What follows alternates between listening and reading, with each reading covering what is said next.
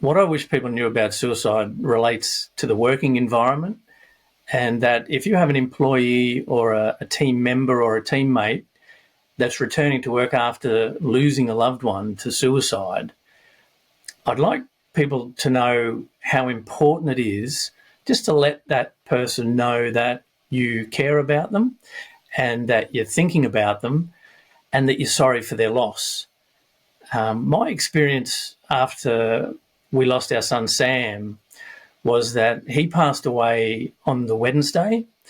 The funeral for Sammy was the following Friday. And then by the following Wednesday, I was back in the office behind my desk.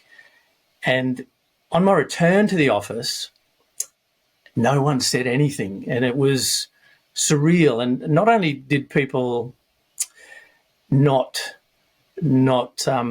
pass on their condolences, they sort of, I could see that people were going out of their way just not to be in the same space as me.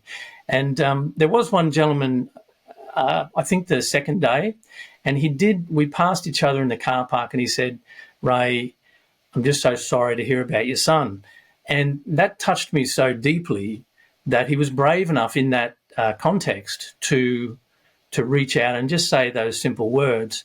I couldn't respond to him at the time, but I remember thinking at the time, and I wasn't ungrateful for the comment, but what jumped into my head was there's nothing you can say that would upset me any more than the fact that my son's just suicided.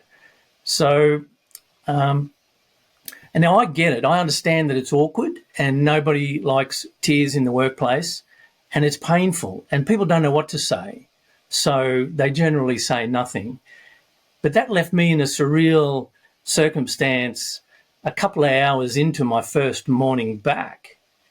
And I was asking myself, did this really happen? Did I really just lose Sam?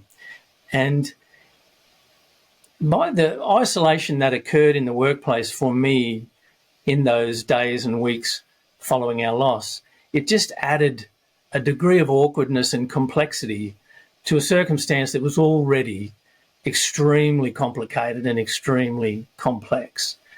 And it made my journey just that little bit more harder to navigate. Now, for the workplaces these days that have someone returning, there are resources available.